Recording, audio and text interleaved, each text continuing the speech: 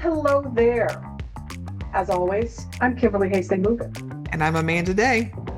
And you're listening to the Fundraising HayDay podcast, because why wouldn't you? This is where we cover the how-tos of grants and fundraising.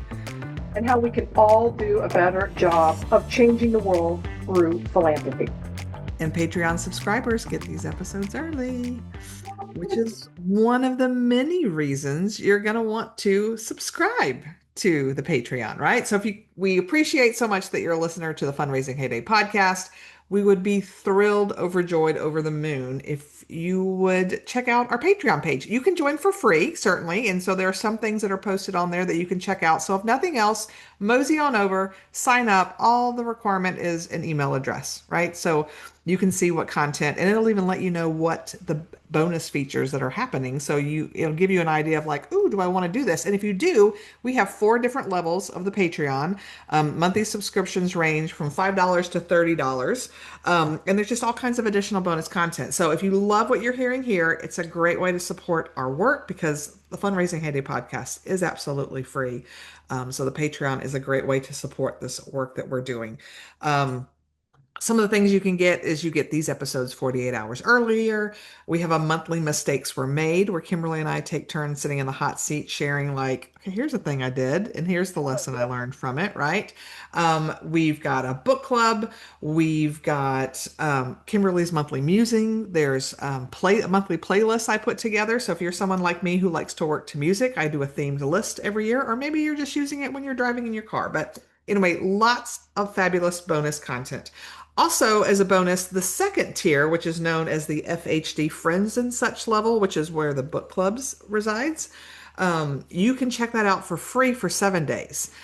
So if you really want to put your toe in, checking out that FHD Friends and Such levels, to me, is the way to go. You can check it out for free. If you like it, you can stick around. If not, well, you tried it at least. Yeah, right. And it starts when the free trial starts when you want it to start. It's not like we're running some special at some specific time. Any moment.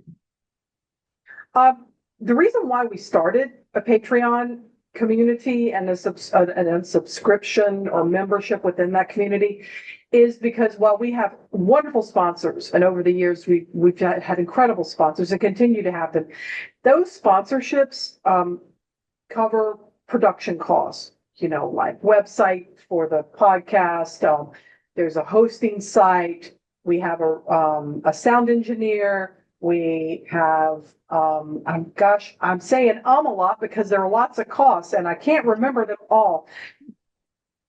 So we don't lose money, but what happens is the sponsorship covers those costs and not our time to do research, our time to research and book guests, our time to review latest changes to federal funding or to the OMB or trends or just the looking around, staying current, booking interviews, writing scripts, recording, all of those things.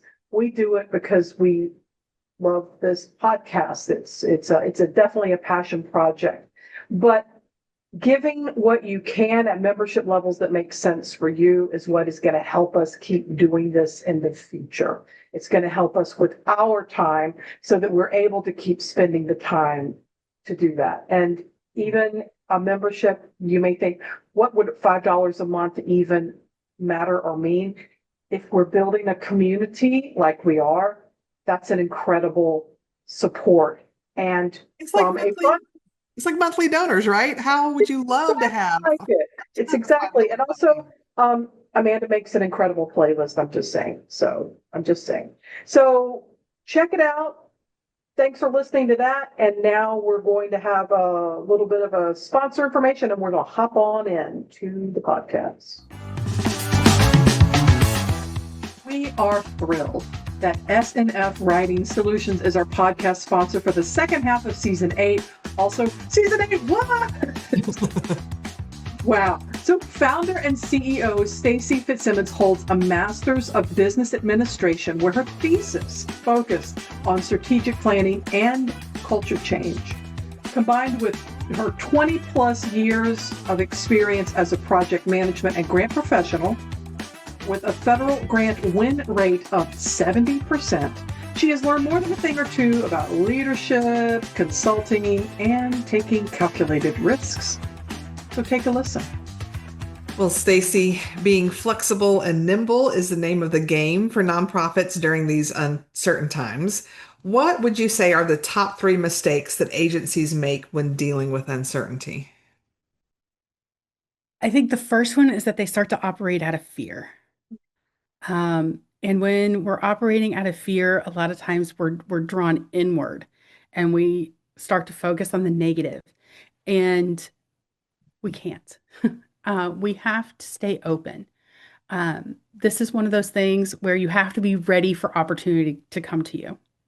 So keep having conversations in the community, keep having conversations with your partners. I think that is the first thing, is to stay open and not draw within.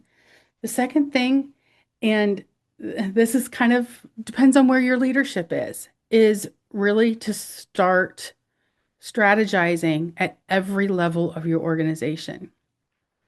And I used to say, I don't like to catastrophize, but what happens if all your funding goes away? Unfortunately, that became a reality for many organizations this year. Mm-hmm. So if your organization is one of the lucky ones that hasn't lost their funding yet, I still think it is the time to do that planning. What happens if? And game it out. And for those organizations that have lost funding, you flip that. How can we? Or go back to the roots. If we were starting today and we had no history, how would we want to build this? And it's really getting into that mind shift of not this happened to me, but it's how can we? Mm-hmm. And how can we react? How can we prepare? Because no funding is safe at this point. So we need to make sure that we have some strategies that are not all in one bucket. And I think the third one is that a lot of organizations stop innovating. And when we stop innovating, we stop living as an organization. So it's really not stopping that innovating and not stopping to try to figure out how we solve the problems that our organization was created to help mitigate. It's really coming up with, in what other ways can we? And in some instances, it might be, if we don't do something, what are the consequences? And maybe it's addressing those consequences that becomes more important than what we've always done in the past. That's great advice. I especially love the what are the consequences and what happens if we don't address them. So that's Mhm. wise words, Stacy. To find out more about Stacy Fitzsimmons, SNF Writing Solutions, and her incredible offerings, visit snfwritingsolutions.com. So picture this. You're a grant professional and you've spent weeks researching federal grant funding opportunities because you've got this program that just desperately needs some big money. Yep. And you have found that perfect opportunity, right? And there's nothing that, to me, that is one of the best feelings of going, I have this need and I figured out a way to meet that need. And the stars are all going to align and it's going to be perfect and it's going to be wonderful. And so you read everything you need to read about that. And then you go and present like, hey, this is, I think, the perfect project.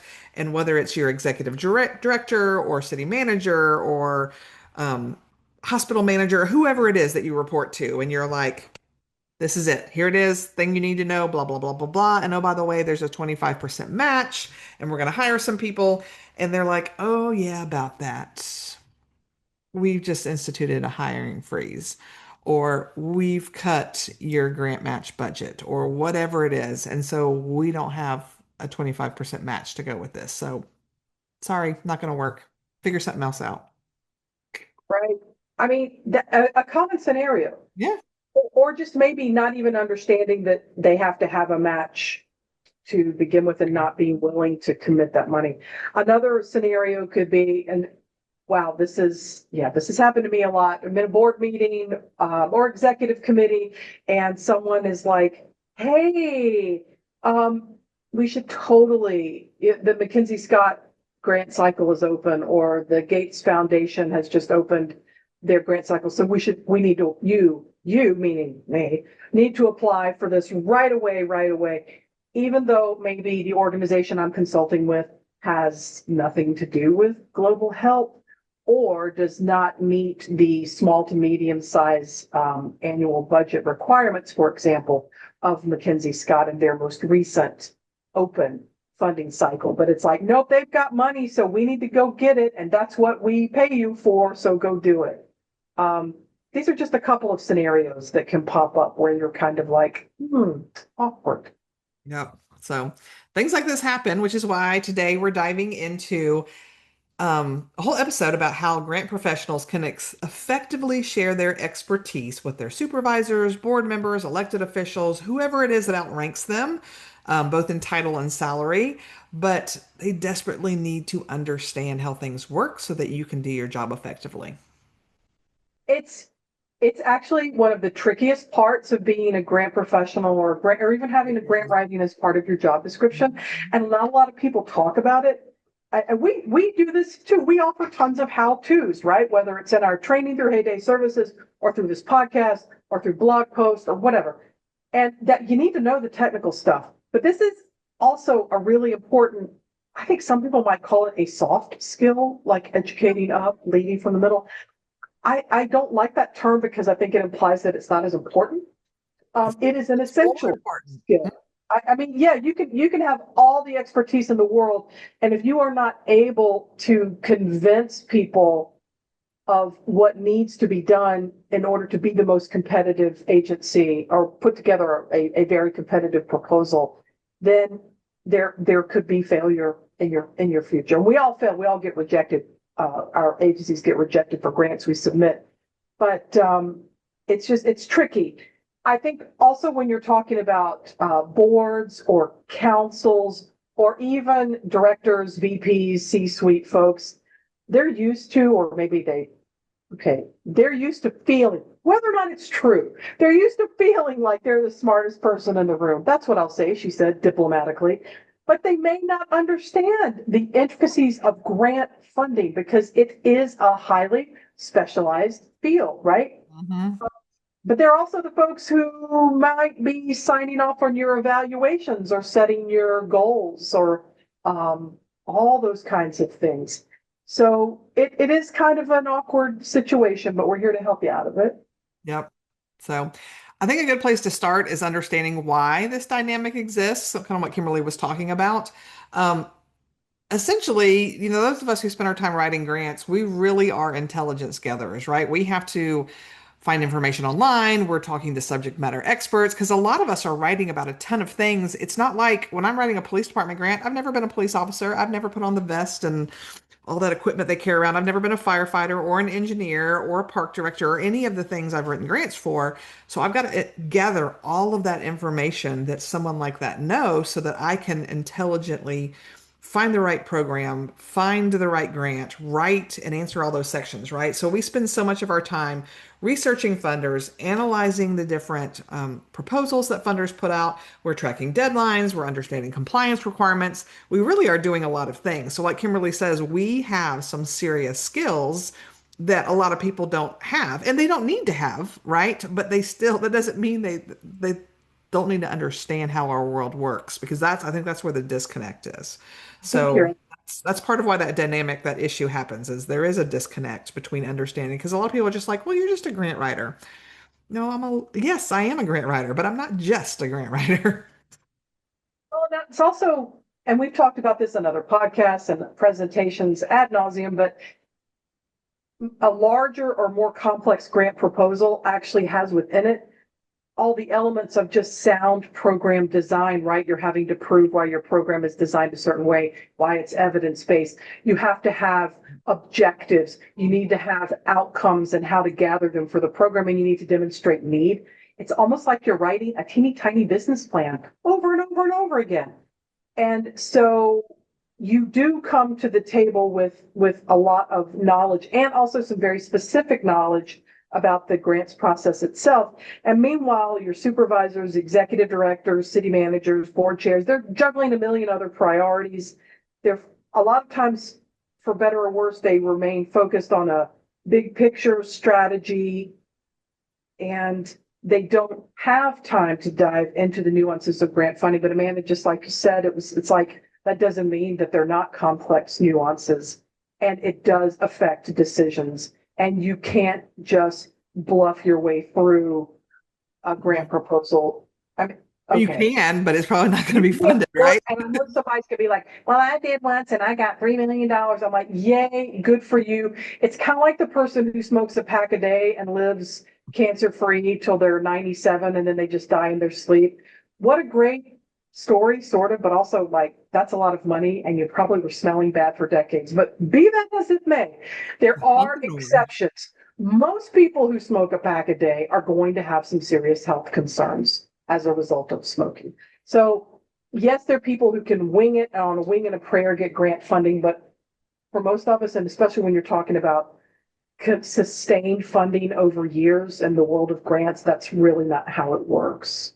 So you are, as a grant professional or as a part-time grant writer, because the rest of your job is something else, wherever you may be, you need to learn the skill of helping people who outrank you simply in terms of job titles understand these nuances. Yep.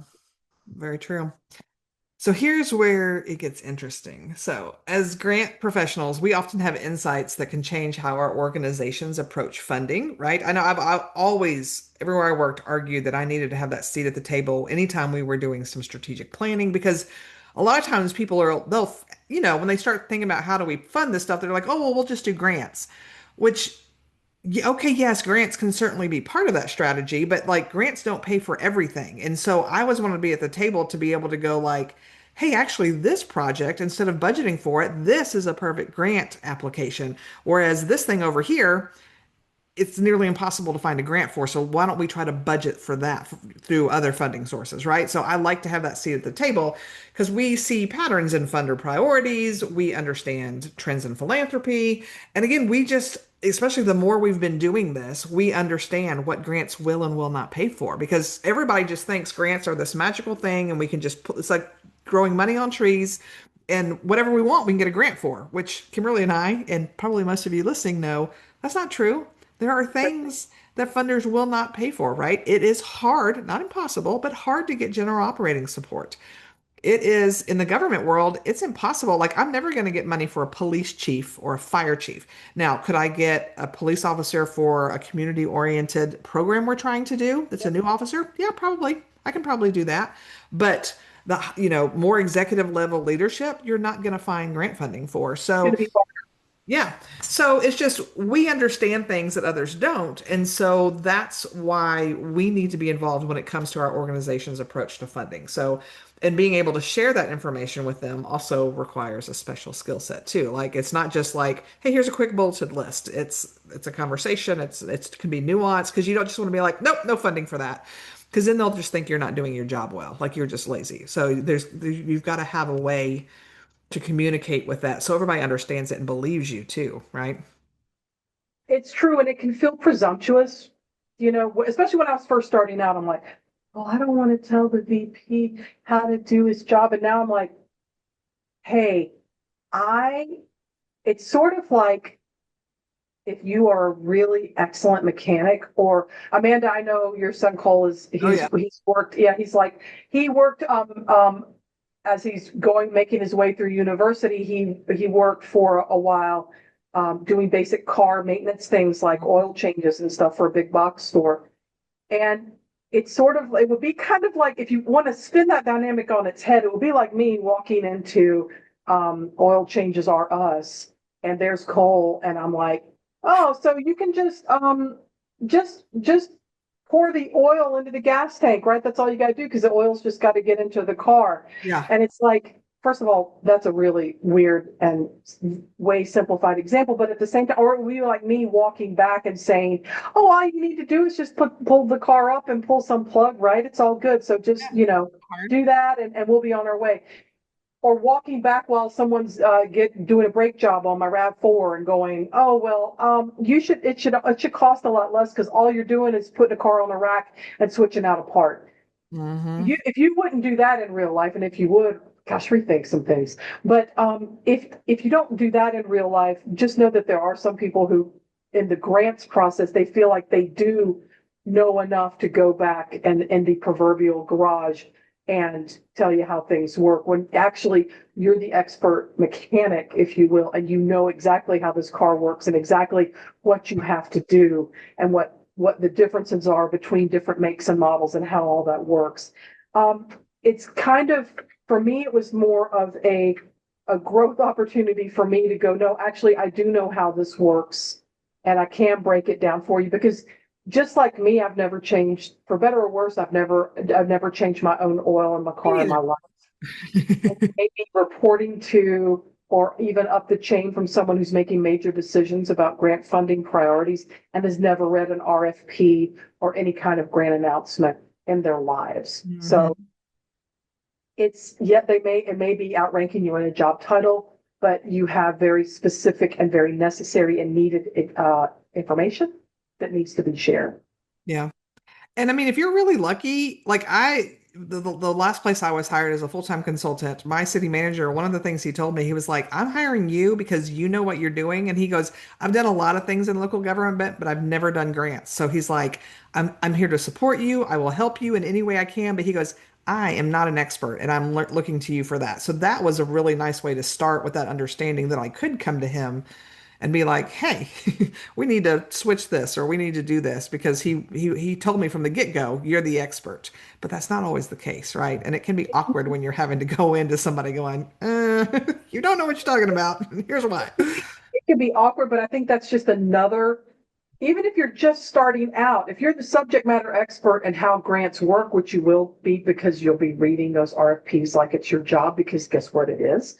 You are positioning yourself as an expert, just like, you know what? I may make more money than someone who changes oil for a living, especially someone like Amanda's son who's doing it part-time at a big box store. Yeah. And I may outrank them in income, but he would outrank me in expertise about that specific thing. I'm hiring him or that company to do a job because they're the experts in doing that job. And so I would encourage you to think of this whole discussion about educating up as like, it's a mind shift, just a shift in viewing your importance or just the overall importance of grant writers in the world, because it is a technical specialized skill. Yeah. So another challenge you want to think about too is time constraints. Because as we all know, grants, first of all, grants wait for no man, right? So you can't wait for weeks and weeks and months to have time with folks.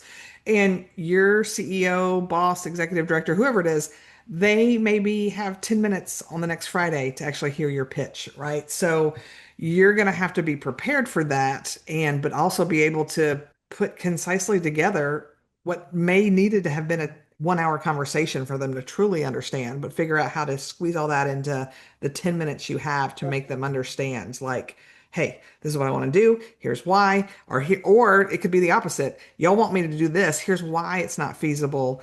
And instead, I should be doing X, Y, and Z, right? So being able to succinctly share, understand, like, hey, we're still on the same track to, meet these goals and meet these things, but our funding strategy may need to be XYZ instead of an ABC. And so you've got to be able to come up with a concise argument to be able to explain a lot of stuff. And we're sort of moving into talking about this educating up concept is building your skills of persuasive communication. Mm-hmm. And I get it. I'm an introvert, and the last thing I want to do is go into a room full of board members, especially early on in my career, and be like, Yes. I understand that you want me as a grant writer or the development department to find a $300,000 grant in 3 weeks to pay for this new building addition. And we can look for these grants but there's no guarantee we can meet this 3-week timeline. I'm exaggerating, but only slightly. I had to speak up in an all directors meeting once when someone was like, oh, well, we're just gonna, it was one of those, God, it was one of those BS corporate speak things, even though it was at a nonprofit where they're like, big, hairy, audacious goals. We're going to add this addition to our building in 6 weeks, and we just need a grant to pay for it. I just finally did the old raise my hand. I'm like, hey, I can't in good faith tell you that I can find, write, and receive a grant in 6 weeks for this building addition. Right. I think we can explore many different ways to raise that money. I think Yeah. maybe, but this is not, and I had to speak up because at the time, my boss was not saying anything. And I was like, I cannot sit here and let this be put into the minutes of this director's meeting. Yeah. And I was not probably popular with the executive director, but I was also like, this is my truth, but I can work with you and other members of the development department and the board for a sound funding strategy that we could, put in place and get a huge start on it. But a lot of that, I mean, part of that was just ridiculousness, but part of that is, do you even understand how this works? But then a part of avoiding situations like that is, knowing your audience. That was maybe not the best example for this conversation because it was completely unexpected and weird. And I have not worked for that organization in years. But knowing that you may have to explain this, because chances are you will, it's rare to have someone in leadership position that has intimate knowledge of grants. They may be fundraising and that's cool too, but overall fundraising, but not grants. Mm-hmm. If you're talking to board members or executive committees where maybe they're like attorneys, maybe like tax attorneys or labor attorneys or something like that, you're gonna be needing to use different communication styles and data points than maybe if you're talking to an elected official. Not that an attorney can't be an elected official, but a lot of times there's just differences in mindset. So it's knowing your audience and tailoring your communication style according. That's a big, big part of this. Yeah. Well, and I think part of it too, I learned this lesson the hard way. So you've got elected officials, which all, comes with its own. There are some that are certainly public servants and are happy to be there to serve, but there are also that it's a power trip, right? And I've worked with some that, like, one of the guys, he was like a bigwig at Deloitte and Touche. So you can imagine he's elected official and he's higher up at this huge accounting firm. He was a smart guy too. And he was livid about a grant project I was presenting because he hated the project, that it wasn't necessarily the grant, it was what we were wanting to do with the grant. And he chewed me up one side and down the other. And I was like 25 years old. I held it together in the meeting, but the second I stepped out, I of course lost it because I was just like, I got yelled at in front of everybody. But part of what he didn't understand is, as the grant professional, I certainly will make suggestions, but I don't go to the fire chief and go, I think we need to add exhaust systems to the fire stations because we don't have them. No, I presented that particular project because the fire chief told me he needed it.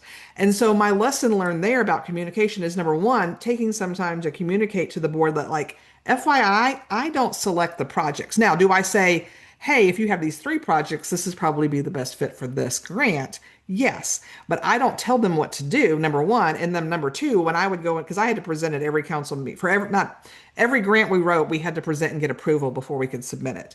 And so my lesson there was, after that meeting, I always brought someone, whoever's project it was, with me.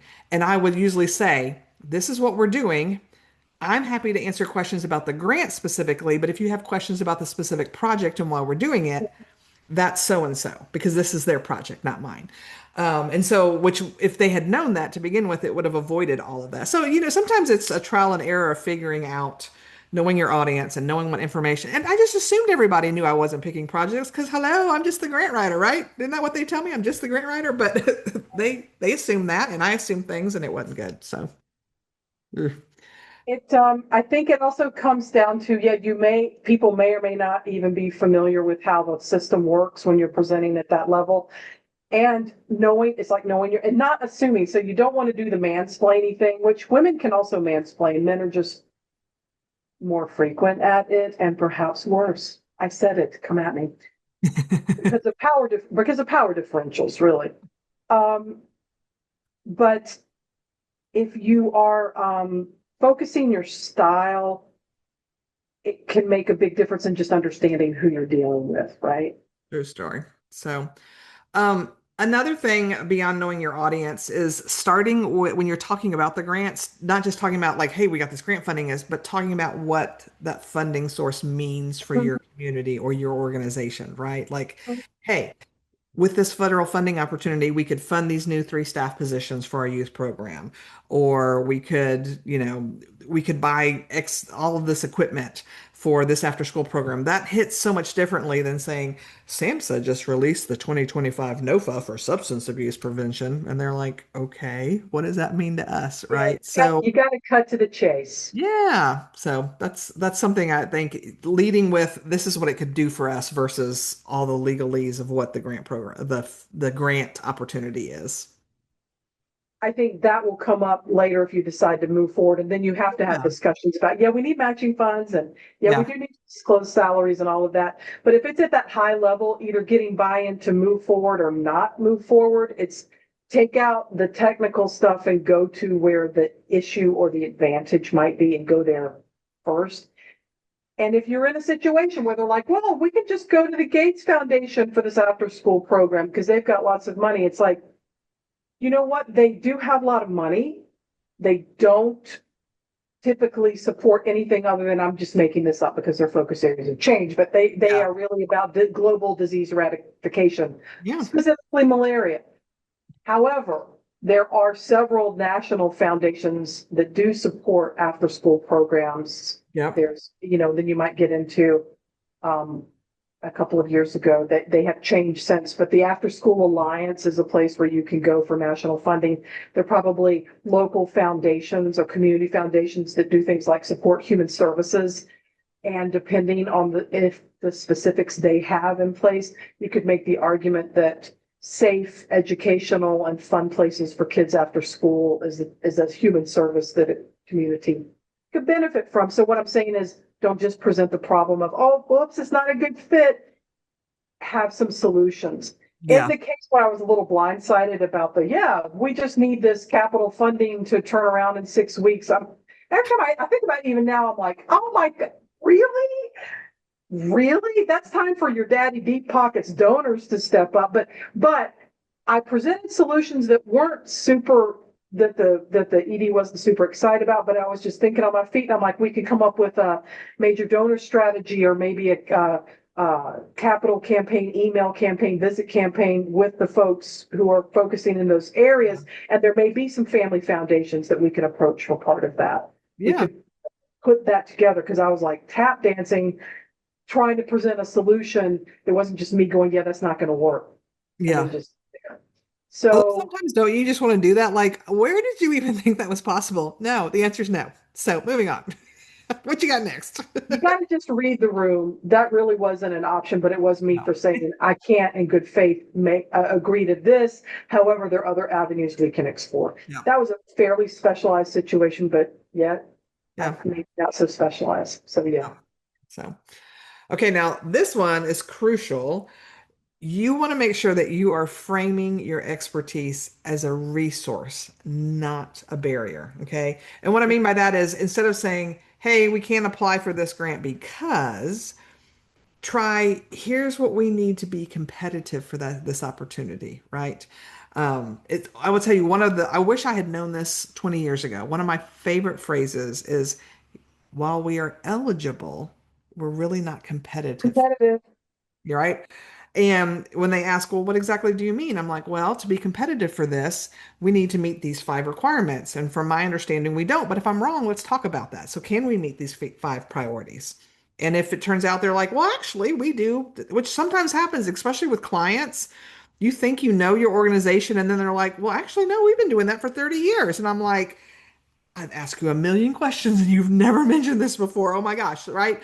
So this is why you, instead of just flat out saying the, nope, I'm the expert, doesn't fit, is to talk about like, instead of just saying again, no, we can't, be saying, hey, to be competitive for this, we need to meet these points. And I don't know that we are, but let's talk about it, right?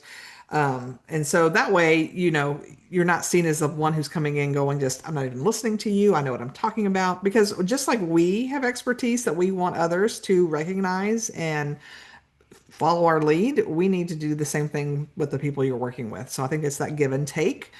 I've found anyway, the more I'm respectful of others, the more I get that respect back. That doesn't always happen. There's always somebody, but it tends to help. So, Most of the time, mhm. most of the time.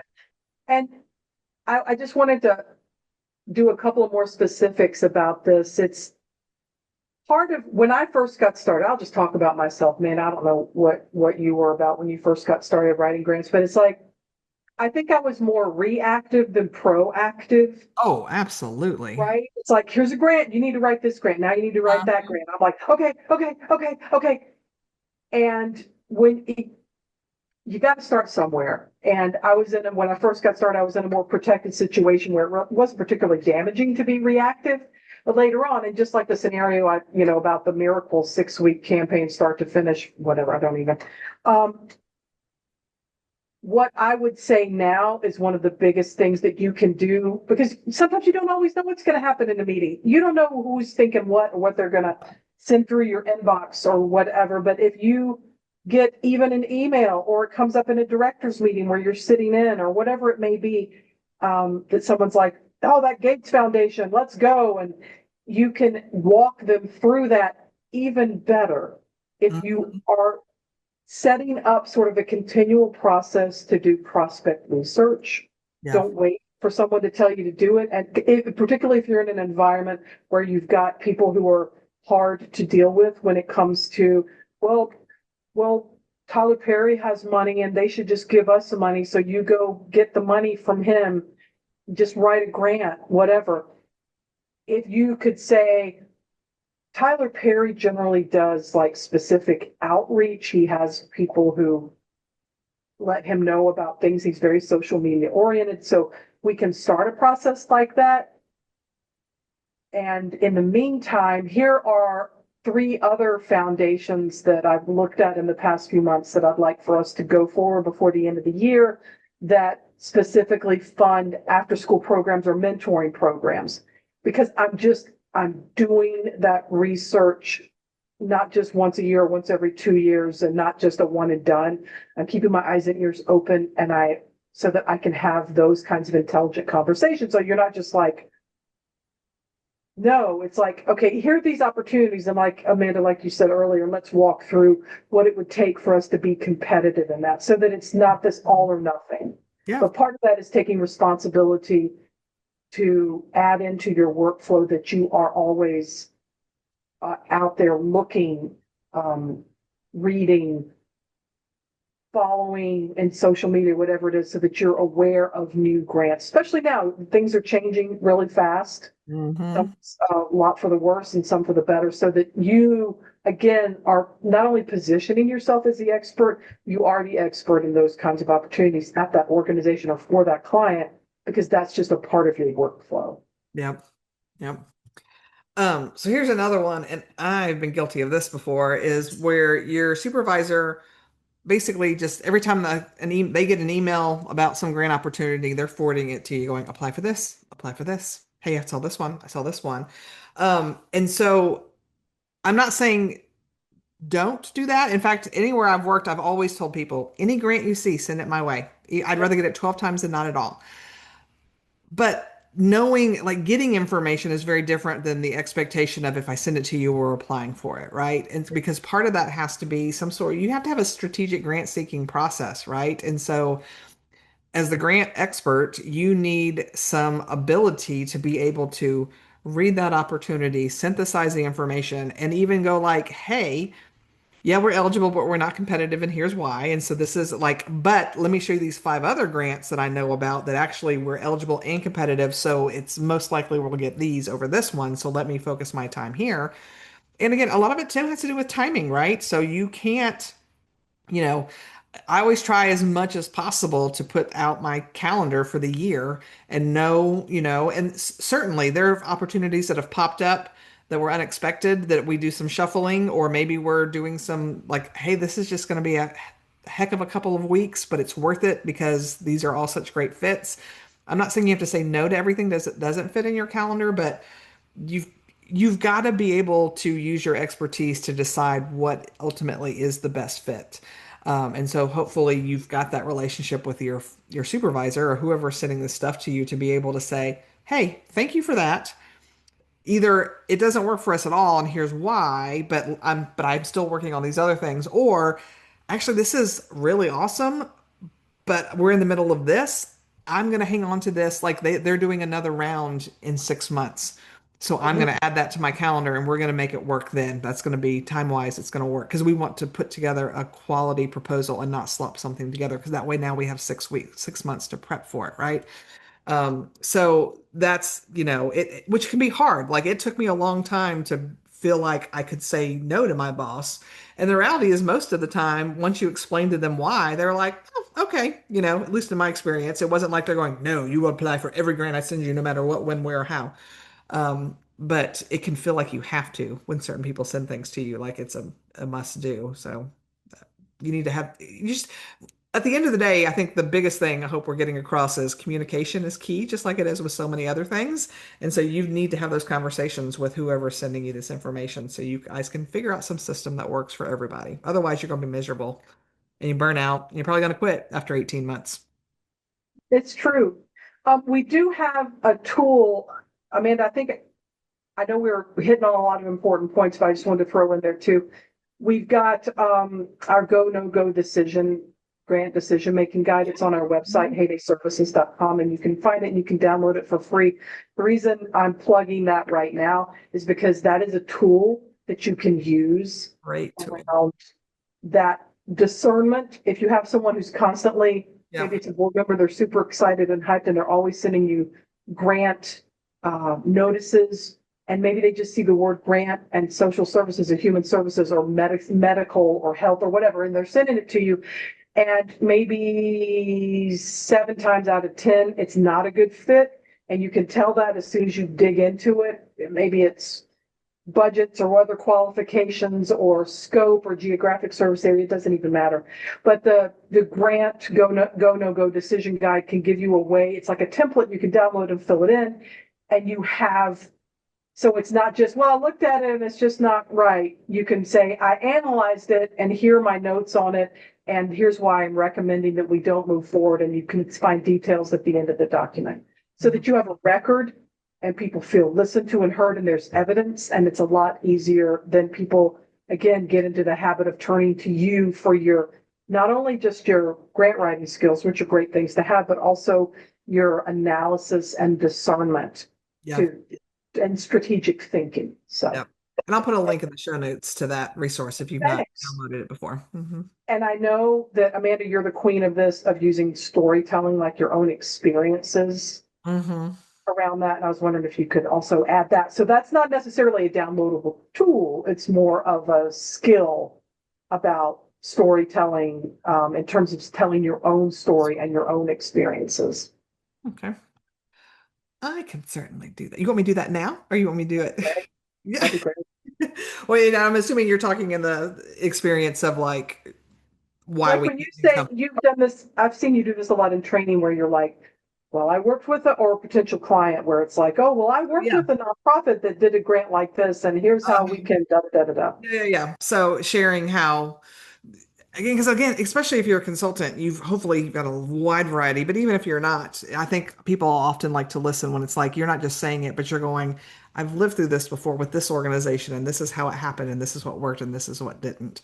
Can be a very helpful thing. But I mean, that's just how I operate anyway. I'm more storyteller than I am data, which is odd because I am a grant writer, but I mean, I can do my data points too, but that's It can be a very effective communication style. And if you're listening, you're like, I don't have any experience. It's like you are building experience every day, and it could be experience from a training you attended or a colleague you may know, or a technical assistance webinar or in-person meeting that you attended with a foundation where they Yep. talked about this very thing. Like, yeah, you do need to have objectives. We can't just say we want to make all the kids happy in the after-school program.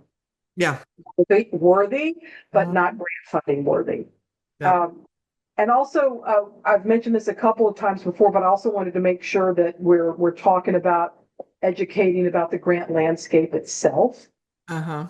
Many leaders, as we've said, don't really understand how competitive grants are, how much work goes into implementation. They're going to maybe think it's about, oh, just writing, but you need to have those elements in place. As Amanda said, when she was chewed out by that horrible man in a public meeting, he did not understand even within his own organization, and that's like super evident. Even educating about how grants work and how to be competitive, you do need to have those sound program elements. And like, you're right, Amanda, that's exactly where we're going. It's like, Yeah. they may just think grant writing is just about filling out the form and not realizing that you need project design, budget development, compliance, and ongoing management to make all of that happen, right? It's maybe it's not even the specific opportunity, but making sure that they understand that overall grants require more detail and specificity than maybe an open fundraising letter or a social media post or even a meeting with an individual donor. Yeah. Can be. Um, Goodness, we've talked a lot of things today. I know. I know.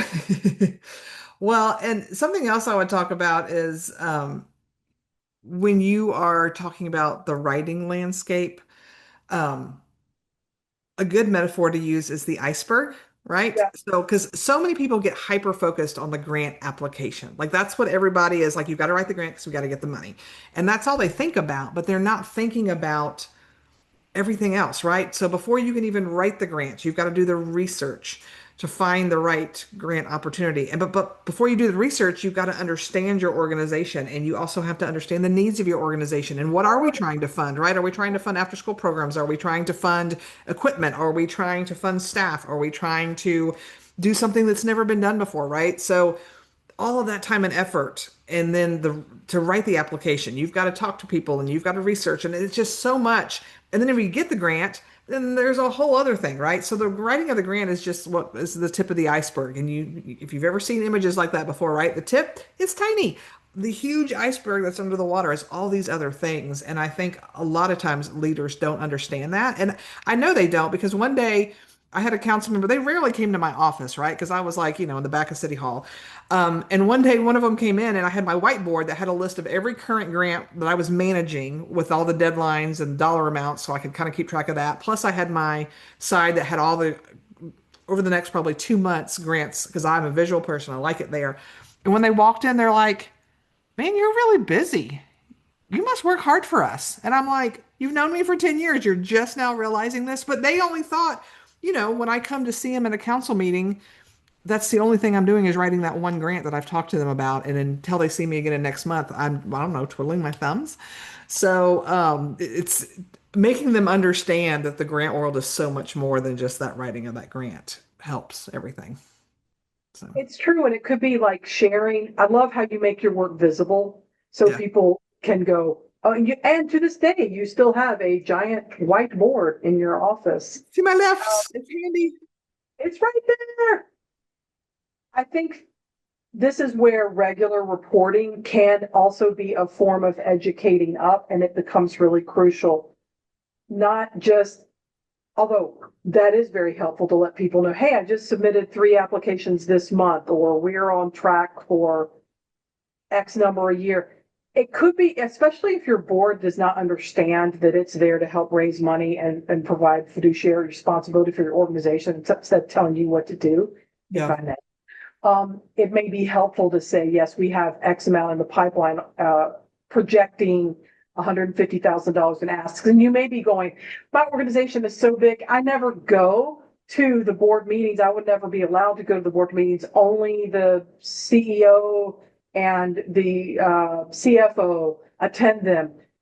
fine. But if you're in this area of having to educate up, then you are, it will behoove you then to run that thing up the whole hierarchical flagpole, right?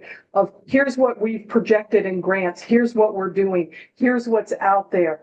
Even if it's a report that's a part of an overall fundraising report, that can be a way to go, right? To let people know, because had that council member not made the trek into where Amanda was working, they may not have been aware of that, and that could have caused problems in the future. Whereas if you are, again, moving from reactive to proactive, you are developing sort of a strategic approach. Or if you're, without being asked, you're generating information about, here's what I'm seeing in the funding landscape, here are the trends I'm tracking, and here's how this can affect our strategy. Yeah. We're all doing that right now, right? With all the changes in federal funding, it's affecting our fundraising strategies for our clients or the organizations where we work for. Being proactive about that and sharing information, even if you feel like it's falling on stony ground, it's not taking root. Having it out there and positioning yourself time and time again through communication channels that make sense can be a really powerful strategy. Yeah. So, what do you think? Is now a good time to talk about some practical tools that we Let's do share? it.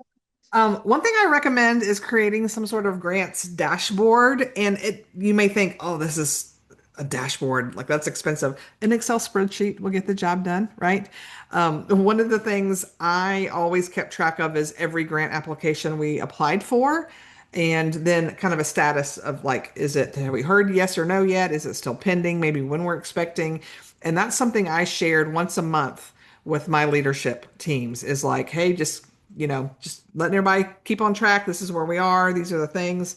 And then, of course, outside of that, also sharing anytime we want a grant, would always want to send those emails out as well. And I really tried to share anybody who helped me with that grant application, my project directors, and I always would tag them in the email and be sure to call them out because I wanted these people to continue to work with me and because I couldn't do it without them. And so I wanted to share in the praise because the reality is we all know grant writing is not a solo sport. So creating something that keeps track of all that, but then using that as a tool to continue to educate and to bring into the fold the people that are helping you and making things easier can really help. And one of the things I didn't do, which I wish I had done, was kind of also kept a running list of all the grants I was managing. Because if you're someone like me who's done both, yes, I'm sharing the writing. And sometimes they may be like, well, but you only wrote 15 federal proposals this year. And it's like, yes, but I was managing 40 that were open, and so that took a lot of my time too. So I was real good about the writing and the status, but